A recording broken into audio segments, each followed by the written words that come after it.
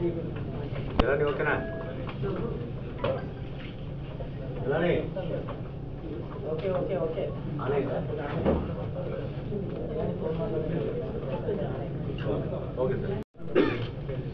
మరి press meet యొక్క ముఖ్య ఉద్దేశం ఏదైతే నిన్న మాజీ ముఖ్యమంత్రి గారైనటువంటి జగన్మోహన్ రెడ్డి గారు ఆయన నిన్న హాస్పిటల్కి వచ్చి ఏదైతే అక్షతాపురంలో జరిగినటువంటి ఈ ఫార్మా కంపెనీలో జరిగినటువంటి ప్రమాదం ఏదైతే ఉందో ఆ బాధితుల్ని పరామర్శించడానికి వచ్చి ఆయన చేసినటువంటి కొన్ని వ్యాఖ్యలు దాని మీద మేము అభ్యంతరాలు తెలుపుతూ ముఖ్యంగా ఎందుకు అభ్యంతరాలు తెలియజేస్తున్నామంటే తెలుగుదేశం పార్టీ అధికారంలో ఉంది. అక్కడ అధికార యంత్రాంగం కానీ లేకపోతే శాసనసభ్యులు కానీ మంత్రులు కానీ ఎవరు రాలేదు, సకాలంలో స్పందించలేదు అని చెప్పి ఆయన విమర్శ చేస్తూ, అలాగే వారు అధికారంలో ఉన్నప్పుడు ఏదైతే ఎల్జీ పాలిమర్స్ ఫైర్ యాక్సిడెంట్ అయిందో దాంట్లో మేము సకాలంలో స్పందించాం, ఆర్థిక సాయం వెంటనే అందించామని చెప్పేసి వారు విమర్శ చేసి వెళ్ళారు. మేము ఒకటే తెలియజేస్తున్నాం, ఇప్పటికైనా జగన్మోహన్ రెడ్డి గారు శవరాజకీయాలు మానుకోవాలని చెప్పి. ఎందుకు ఈ మాట చెప్తున్నామంటే ఏదైతే ఎసెన్షియాలో ఆ ఫార్మా కంపెనీలో ప్రమాదం జరిగిందో జరిగిన వెంటనే అనకాపల్లి కలెక్టర్ గారు వారు అక్కడే ఉన్నారు. అక్కడ ఉన్నటువంటి శాసనసభ్యులు అక్కడ రావడం జరిగింది. అలాగే ప్రభుత్వం సకాలంలో స్పందించి వెంటనే ఎన్డీఆర్ఎఫ్ టీంని పంపించడం జరిగింది. అక్కడ వాళ్ళు చాలా జాగ్రత్తగా అక్కడ ఉన్నటువంటి బాధితులు క్షతగాత్రులందరూ కూడా ఆ శిథిలావస్థ నుంచి తీసి వాళ్ళు హాస్పిటల్కి పంపించడం జరిగిందని చెప్పి మేము తెలియజేస్తాం. గుర్తించింది అని ఈ సందర్భంగా తెలియజేస్తున్నాం. అలాగే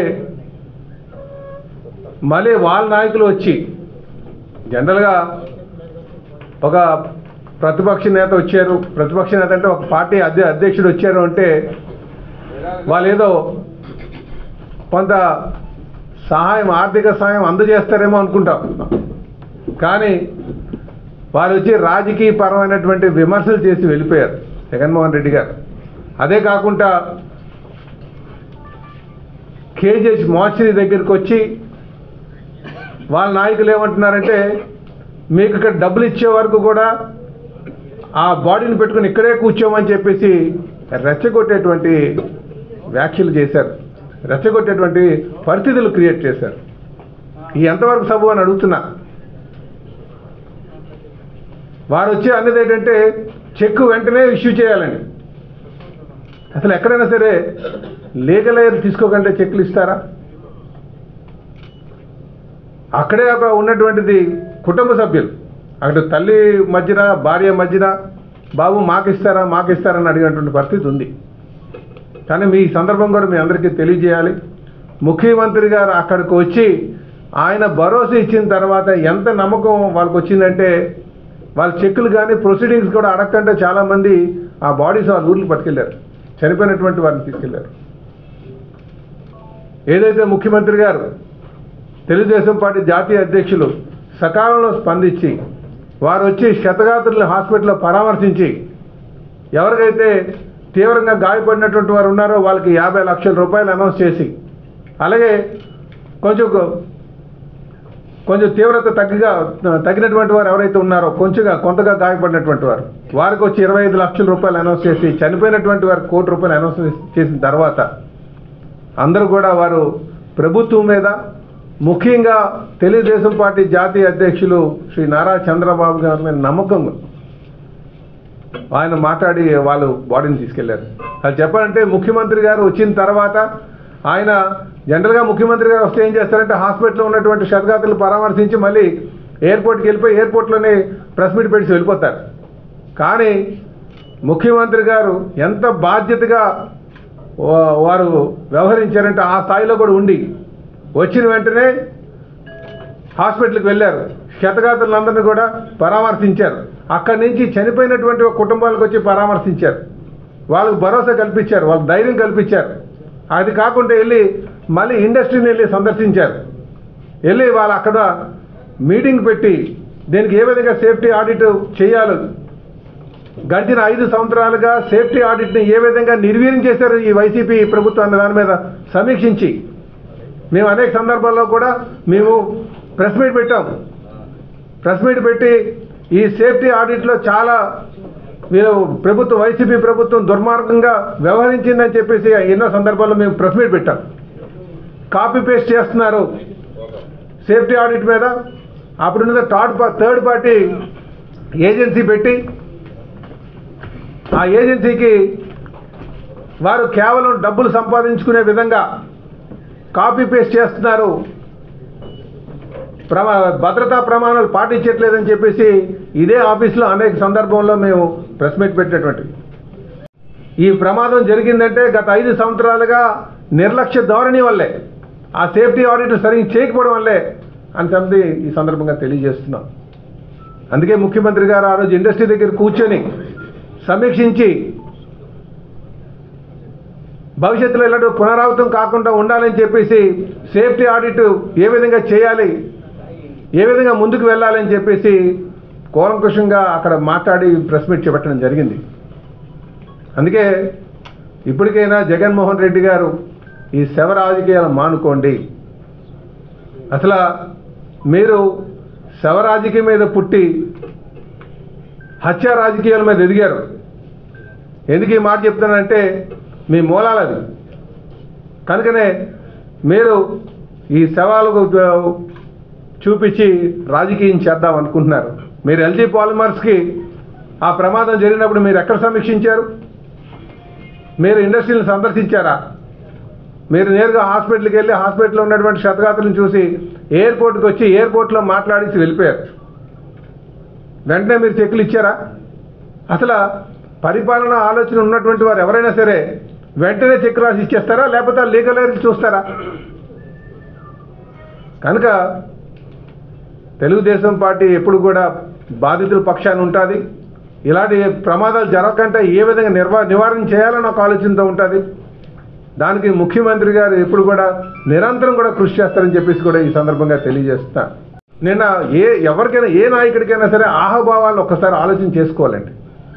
ఆహభావాలు కానీ సరిగ్గా లేకపోతే అది ఆ నాయకుడికి అందులో పరిణితి లేనటువంటి ఆలోచన వస్తుంది ఎవరికైనా సరే. మీరు ఒకసారి చూడాలి, మీకు చూపించాలి ఏ విధంగా నిన్న ఆ క్షతగాత్రుల్ని పరామర్శించారో. నవ్వుకొని చేయడం ఏంటిది? ఇదే నా ఆటగాయితనం ఏమన్నా? నేను ఎందుకు ఈ మాట అంటున్నానంటే బాధితుల దగ్గరికి వెళ్ళేటప్పుడు ఏ విధంగా మనం ఆలోచన చేయాలా అనేది, మనం ఏ విధంగా ప్రవర్తించాలని కూడా మనం అర్థం చేసుకోవాలి. ముఖ్యమంత్రి గారు వచ్చారు.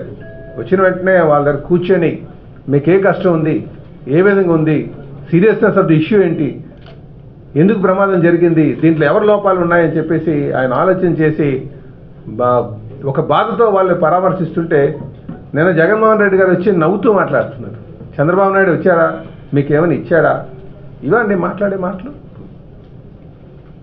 ఒక పార్టీ నడిపేటువంటి అధ్యక్షుడు ఏ విధంగా ఉండాలి?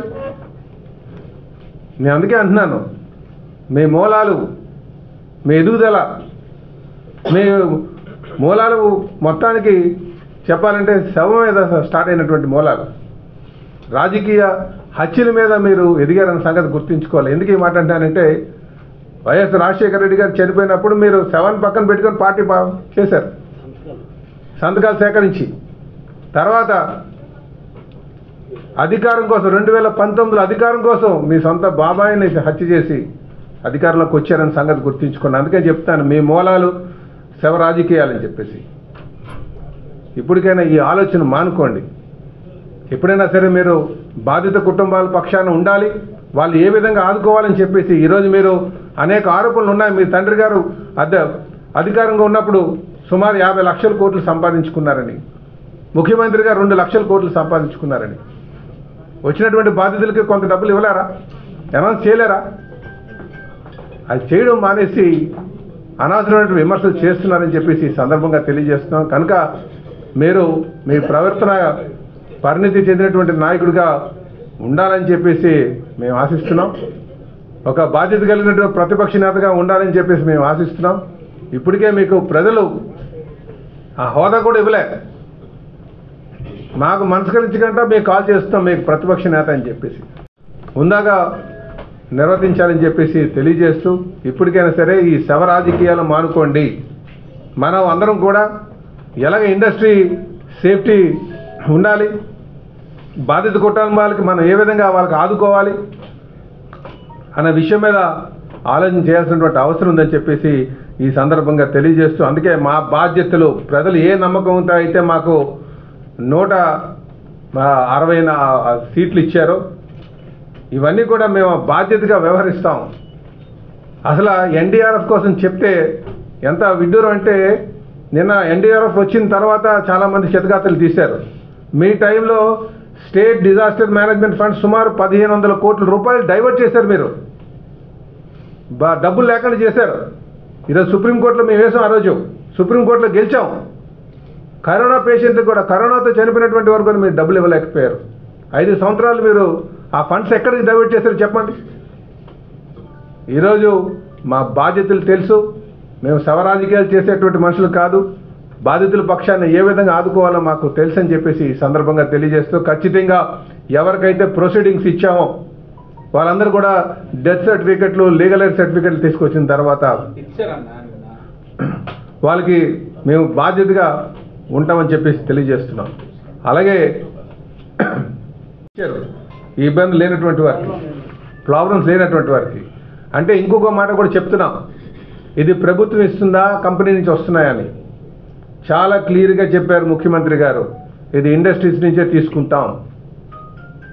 ఇది ఏదైతే ఈ అమౌంట్ ఎస్గ్రేషన్ అనౌన్స్ చేశారో అది ఇండస్ట్రీ నుంచే వసూలు చేసి ఆ బాధితులకు ఇచ్చి భవిష్యత్తులో ఇలాంటి ప్రమాదాలు జరగకుండా మేము సేఫ్టీ ఆడిట్ని పకడ్బందీగా చేపిస్తామని చెప్పి ఆ ప్రమాణాలు పాటించేట విధంగా ఆలోచన చేస్తామని చెప్పేసి కూడా ఈ మీ ద్వారా ప్రధానికానికి అంత తెలియజేస్తూ, మరొక మారు బాధిత కుటుంబాల పక్షాన అండగా నిల్చుంటాం.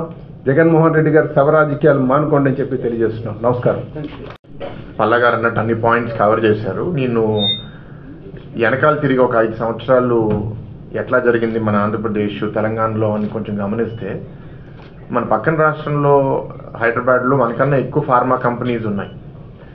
మరి ఎందుకు అక్కడ ఇన్ని ఫైర్ యాక్సిడెంట్స్ రిపోర్ట్ అవ్వట్లేదు, ఇంతమంది చనిపోయారని మన న్యూస్లో చూడట్లేదని నాకు కూడా చాలా ఆశ్చర్యంగా ఉంది. అంటే బహుశా ఈ 5 సంవత్సరాలు పొల్యూషన్ కంట్రోల్ బోర్డు లేకపోతే ఏదైతే ఈ గత గవర్నమెంట్లో మేము ఏదో కమిటీస్ పెట్టాము, ప్రోటోకాల్ పెట్టాము అన్నారు, మరి ఏం చేసినాయి? ఎల్జీ పాలిమర్స్ ఒకటే కాదు, దాని తర్వాత చాలా ఇన్సిడెంట్స్ జరిగినాయి, బ్లాస్టులు జరిగినాయి, విశాఖపట్నంలో జరిగినాయి, ఈస్ట్ గోదావరి వెస్ట్ గోదావరిలో జరిగినాయి, చాలామంది చనిపోయారు. మరి నిజంగా వాళ్ళు ఏదో ప్రోటోకాల్స్ అమలు చేసి ఆ ప్రోటోకాల్స్ ఫాలో చేస్తే చాలు అని అంటే, మరి ఆ ప్రోటోకాల్స్ మీరు అమలు చేస్తుంటే ఇంకా ఎందుకు జరిగినాయి మరి మీ ప్రభుత్వంలో? అదందరూ ఒకసారి గమనించాలి. అంటే అబద్ధాలు 100 సార్లు చెప్తే అది నిజం అయిపోతుంది, జనాలు నమ్మేస్తారు అని అనుకుంటున్నారేమో. దానికి తగిన శిక్ష ప్రజలు మొన్న ఎలక్షన్స్లో ఓటింగ్లో చూపించారు. నాకు బాధ ఏంటంటే ఇన్ని కంపెనీస్ విశాఖపట్నంలో కాదు ఆంధ్రాలో ఉంటే ఒక ఇన్సిడెంట్ జరిగిన తర్వాత సేఫ్టీ ఆడిట్స్ జరగకపోవడము, దాని మీద ఒక రిపోర్ట్ కార్డ్ ఇవ్వకపోవడము, ఫైర్ సేఫ్టీ ఆడిట్స్ జరగకపోవడము, పొల్యూషన్ కంట్రోల్ బోర్డ్ బహుశా జస్ట్ అప్పుడు ప్రతిపక్షంలో ఉన్న వాళ్ళని టార్గెట్ చేయడం తప్ప ఇంకా దేనికి వాడినట్లేరు. మీరు చూసారు అందరూ చిత్తూరులో అమర్ రాజా ఫ్యాక్టరీ మీద ఏదో ప్రాబ్లమ్స్ ఇబ్బంది వాళ్ళని హెరాస్ చేస్తే 10,000 కోట్లు పైగా పెట్టాల్సిన పెట్టుబడి వాటి ఇక్కడ పెట్టే బదులు పక్కన తెలంగాణకి తీసుకెళ్ళిపోయారు. ఎప్పుడైనా సరే కంపెనీస్ని మనం తీసుకొస్తే, పెట్టుబడులు తీసుకొస్తే ఉద్యోగాలు వస్తాయి, చాలామందికి బతుకుతెరు వస్తుంది. అదే కంపెనీ మూసేస్తే చాలామంది రోడ్డు మీద పడతారు. సో కంపెనీ తప్పు చేస్తుంది అని మనం ఎప్పుడే వెంటనే కానీ పట్టుకోగలిగితే ఆ కంపెనీ కూడా సక్రమంగా పనిచేస్తుంది. మీరు 5 ఏళ్ళు అసలు ఏ కంపెనీని ఏది చెక్ చేయకుండా పోతే 1-6 కంపెనీలో ఇట్లా వాళ్ళు ప్రాసెసెస్ కరెక్ట్ చేసుకోకపోవడం వల్ల ఇట్లాంటి సంఘటనలు జరిగి దురదృష్టవశాత్తు చాలామందిని కోల్పోతున్నాం. చాలా బాధాకరం.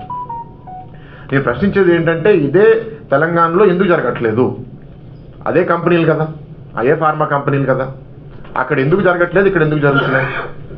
అంటే మేము 2 నెలలు అవుతుంది మా ప్రభుత్వం వచ్చి, మీరు 5 ఏళ్ళలో మీరు చేసిన డ్యామేజ్ వెంటనే ఒక 2 నెలల్లో ఎట్లా మేము మార్చేయగలుగుతాం? అందుకే వెంటనే ఈ ఇన్సిడెంట్ జరిగిన తర్వాత తప్పకుండా కరెక్ట్ ఆఫీసర్స్ ప్రతి సంస్థలో పెట్టి సేఫ్టీ ఆడిట్స్ చేసి ఎక్కడెక్కడ ఇబ్బందులు ఉన్నాయో అవన్నీ చేసుకుంటున్నాం. అండ్ ఇవాళ మెసేజ్ కూడా ఈ నష్టపరిహారానికి ఏంటి అంటే, ఇందాక పల్లగారు అన్నట్టు కంపెనీస్ నుంచి ఎందుకు అడుగుతున్నామంటే, కంపెనీస్ కూడా జాగ్రత్తగా పనిచేయాల్సిన బాధ్యత వాళ్ళందరి మీద ఉంది. ప్రభుత్వంలో ఏదో పొలిటీషియన్నో ప్రభుత్వ అధికారిని పట్టుకుని ఏదో లంచం ఇచ్చేసి మేమేమీ మార్చకుండా కూడా నడపగలుగుతాము అనే మెసేజ్ కరెక్ట్ కాదు. మీ దగ్గర తప్పు జరిగితే మాత్రం పెనల్టీ కూడా హెవీగా ఉంటుందనే మెసేజ్ కూడా ప్రభుత్వం ద్వారా వీళ్ళందరికీ ఇవ్వడం జరిగింది. 12 మందికి జరిగిపోతే నష్టపరిహారం ఇచ్చారు. దాని తర్వాత ఎల్జీ పాలిమర్స్ యాక్సిడెంట్లో ఇంకో 3 చనిపోయారు. మరి ఆ 3కి ఎవరు ఇచ్చారు నష్టపరిహారం? 1 రూపాయన ఇచ్చారా? దాని తర్వాత అక్కడ 62 మంది మెడికల్ ట్రీట్మెంట్ కోసం వెళ్తే వాళ్ళకి హెల్త్ కార్డులు ఇస్తా అన్నారు. హెల్త్ కార్డులు ఎవరికైనా ఇచ్చారా? ఇవ్వలేదు. ఆ ఇన్సూరెన్స్ తీసుకుని ఆ ఏరియా అంతా మేము డెవలప్ చేస్తాము, హెల్త్ ఇంప్రూవ్ చేస్తాం, అందరికీ హెల్త్ చెకప్ చేస్తా అన్నారు. చేశారా? మాజీ ముఖ్యమంత్రి గారు చాలా ఇన్సిడెంట్స్ జరిగినాయి గత 4-5 సంవత్సరాల్లో. వెళ్ళి ఫ్యాక్టరీస్ని వెళ్ళి చూసారా? ఫ్యాక్టరీస్ని ఇక్కడ ఈ ఫ్యాక్టరీలో యాక్సిడెంట్ జరిగితే పొద్దున్న పల్లాగారు అన్నట్టు మెడికవర్ హాస్పిటల్, కేజీహెచ్ హాస్పిటల్లో ఎవరైతే ఇంజర్డ్ ఉన్నారో, ఎవరైతే చనిపోయారో వాళ్ళందరినీ పరామర్శించి దాని తర్వాత కుటుంబ సభ్యులను కలిసిన తర్వాత ఫ్యాక్టరీకి వెళ్ళి అబ్జర్వ్ చేశారు. అక్కడ కలెక్టర్తో రివ్యూ చేశారు. కమ్యూనిస్ట్ నాయకులు ఇక్కడ ఉన్న వాళ్ళు నాకు వచ్చి చెప్పింది ఏంటి అంటే, అక్కడ కలెక్టరు లేడీ అయినా సరే వెంటనే ఆవిడ 45 నిమిషాల్లో వచ్చేసి రాత్రి 1:30 దాకా వదలకుండా అక్కడే ఉండింది. ఎస్పీ లేడీ అయినా ఆవిడ కూడా 1:30 దాకా అక్కడే ఉంది. వాళ్ళ తర్వాత డిఐజీ కూడా అక్కడే ఉన్నారు. నేషనల్ డిజాస్టర్ ఫోర్స్ ఇందాక పల్లగారు అన్నట్టు అక్కడ ఉండి ఇంకో 15 మందిని వాళ్ళు కాపాడగలిగారు. మామూలుగా ఏంటి, కమ్యూనిస్ట్ నాయకులు వచ్చి మమ్మల్ని నిలదీస్తారు కదా, మీరు ఏదో తప్పు చేశారని. వాళ్ళు అన్నారు కాదండి, ప్రభుత్వం చాలా బాగా స్పందించింది ఇన్సిడెంట్లో అని. ఆ బిరుదు మాకు ఇంకో పార్టీ నుంచి కూడా వచ్చింది అంటే ఎట్లా చేస్తున్నాం అనేది ప్రజలు గమనిస్తున్నారు. లీగల్ హెయిర్ అనేది ఎస్టాబ్లిష్ చేసుకోలేకపోయినా సరే వాళ్ళు వాళ్ళ బాడీస్ని వాళ్ళ గ్రామాలకి తిరిగి తీసుకెళ్ళిపోయారంటే ప్రభుత్వం మీద ఉన్న నమ్మకం అట్లాంటిది. ప్రతిపక్ష నేతలు అక్కడికి వెళ్ళి వాళ్ళని ఏదో రెచ్చగొట్టి వాళ్ళని ఏదో చెప్పిద్దాం అనుకున్నా సరే కాదండి, ప్రభుత్వం బాగా స్పందిస్తుంది. అంటే జరిగిన సంఘటన చాలా దురదృష్టకరం, అట్లాంటిది జరగకూడదు. కానీ జరిగిన తర్వాత మాత్రం ప్రభుత్వ స్పందన అనేది ఎట్లా ఉందనేది అందరు గమనిస్తున్నారు. నేను గణబాబు గారు కూడా వెళ్ళాం. ₹1 కోటి నష్టపరిహారం ప్రకటించారు. చిన్న గాయాలు తగిలిన వాళ్ళకి ₹1,00,000. ఒక వైద్య శిబిరం తూతూ మంత్రంగా వైద్య శిబిరం ఏర్పాటు చేసి వైద్య శిబిరంలో వచ్చిన వాళ్ళకి ₹5,000 ఇచ్చారు. 11 మందికి ₹11 కోటి ఇచ్చి తర్వాత 3 చనిపోతే 2వ రోజో 3వ రోజో తీవ్ర గాయాల పాలైన వాళ్ళకి ఇప్పటికి కూడా ₹1 ఇచ్చావా? ఎల్జీ పాలిమర్స్లో ఇంత ఇష్యూ జరిగితే నువ్వు సంఘటనా స్థలికి వెళ్ళావా? వెళ్ళలేదు. కనీసం ఎమ్మెల్యేని కూడా అక్కడికి వెళ్ళనిచ్చే పరిస్థితి లేదు ఆ రోజు. కనీసం అక్కడ ఆవులు గేదెలు ఇవన్నీ చనిపోతే కాంపెన్సేషన్ లేదు. హాస్పిటల్ కట్టానన్నావు, హాస్పిటల్ లేదు. అసలు ఎక్కడైనా ఒక ఇష్యూ జరిగినప్పుడు సంఘటనా స్థలికి వెళ్ళాలని సైకో జగన్మోహన్ రెడ్డికి ఎప్పటికీ ఆయనకు బుద్ధి రాదు. సంఘటనా స్థలికి వెళ్ళకపోతే అసలు ఇష్యూ ఎలా జరిగింది, పరిశ్రమలో ఏ తప్పిదాలు ఉన్నాయి ఏంటనేది ముఖ్యమంత్రికి ఎలా తెలుసు చెప్పండి. ఇంకా మతి భ్రమించి మతి లేని మాటలో ప్రజలు గుణపాఠం చెప్పినా సరే ఈయనకు బుద్ధి రాలేదు. ఇప్పుడు ఈ ఇష్యూ ఉంది, ఎసెన్షియల్ కంపెనీ జరిగింది, అనకాపల్లి హాస్పిటల్కి వెళ్ళావు, సంఘటనా స్థలానికి వెళ్ళలేదు. మెడికవర్లో పేషెంట్లు ఉన్నారు, వెళ్ళలేదు. అసలు తీవ్రంగా గాయాలైన వాళ్ళు మెడికవర్లో ఉన్నారు, నువ్వు వెళ్ళలేదు. సంఘటనా స్థలానికి వెళ్ళలేదు. అదేమంటే డబ్బులు ఇచ్చే వరకు బాడీ కింద పల్లగారు చెప్పినట్టు వాళ్ళ నాయకులు మార్చురీ దగ్గరికి వచ్చి లేనిపోని మాటలో బాడీలు తీసుకెళ్ళొద్దని. నీకు అసలు పరిపాలన తెలియక 5 సంవత్సరాలు సర్వనాశనం చేసావు ఆంధ్ర రాష్ట్రాన్ని. అప్పుడు నీరబ్ ప్రసాద్ గారు ఇప్పుడు చీఫ్ సెక్రటరీ గారు ఆధ్వర్యంలో ఒక కమిటీ చేశారు. ఆయన నివేదిక ఇచ్చాడు. 5 సంవత్సరాలు అసలు నువ్వు దాన్ని బయటికి తీసావా? బుట్ట దాఖలు చేసావు. వీటన్నిటికీ యాక్సిడెంట్లకు అదే కారణం. చంద్రబాబు నాయుడు గారు వచ్చారు, మెడికవర్కి వెళ్ళారు, కేజీహెచ్కి వెళ్ళారు, మాతృకి వెళ్ళారు, సంఘటనా స్థలానికి వెళ్ళారు. అసలు సంఘటనా స్థలానికి వెళ్ళకపోతే ఇష్యూ ఎలా తెలుస్తుంది? నువ్వు ఎల్జీ పాలిమర్ టైంలో నువ్వు అన్ని మాటలు చెప్పి ఒక్క మాటన నెరవేర్చావా? విశాఖపట్నంలో ₹1 కోటి ఎందుకు ఇవ్వరు? ఇప్పుడు కొన్ని ఇష్యూస్ ఉంటాయి ఫ్యామిలీస్లో. ఇందా పల్లా గారు చెప్పినట్టు ఇష్యూ లేని ఫ్యామిలీస్కి ఇమీడియట్గా చెక్ ఇస్తారు. ఏదైనా ఇష్యూ ఉంటే లీగల్ ఎయిడ్ తెచ్చుకున్న తర్వాత ఇస్తారు. తీవ్రంగా గాయాలైన వాళ్ళకి 50 లక్షలు, కొద్దిగా దెబ్బలు తగిలిన వాళ్ళకి 25 లక్షలు, ఆ రోజు చిన్న దెబ్బలు తగిలిన వాళ్ళకి నువ్వు ఇచ్చింది ₹1,00,000. ఇప్పుడు చీఫ్ సెక్రటరీ గారు ఆధ్వర్యంలోనే అప్పుడు కమిటీ చేశారు. నువ్వు అసలు ఆ ఫైల్ తీసావా? తర్వాత 5 సంవత్సరాల్లో ఎల్జీ పాలిమర్స్ అయిన తర్వాత రాష్ట్రంలో 14 కంపెనీల్లో ఇదే రకమైన చిన్న యాక్సిడెంట్ జరిగినాయి. అప్పుడు ఎంత ఇప్పించావు నువ్వు? 25 లక్షలు, 35 లక్షల రూపాయలు. నువ్వా చంద్రబాబు నాయుడు గారిని విమర్శించేది? చంద్రబాబు నాయుడు గారిని విమర్శించే హక్కు రాష్ట్రంలో జగన్మోహన్ రెడ్డికి లేదు. నువ్వు పక్కన గాయాలై హాస్పిటల్ ఉంటే నువ్వు నవ్వుతో మాట్లాడతావా? అసలు ఏమన్నా అర్థం ఉందా? నువ్వు చేసే పనులకి ఏమన్నా అర్థం ఉందా? ప్రజలు ఇంత బుద్ధి చెప్పినా కానీ ఇంకా నీకు బుద్ధి రాలేదు. ఈ జన్మలో నీకు బుద్ధి రాదు. దయచేసి చంద్రబాబు నాయుడు గారి మాటలో ప్రజలు నమ్మారు, అందుకే 164 సీట్లు ఇచ్చారు. బాధితులందరినీ పరామర్శించి వాళ్ళ బాగోగులు చూసి అందరికీ నష్టపరిహారం ప్రకటించారు. దయచేసి వైఎస్ఆర్సీపీ నాయకులు కానీ జగన్మోహన్ రెడ్డి గారు కానీ లేనిపోని ప్రలాపాలు మానుకోవాలని మీ ద్వారా ఆ పార్టీ వారికి, ఆ జగన్మోహన్ రెడ్డి గారికి తెలియజేస్తున్నాను.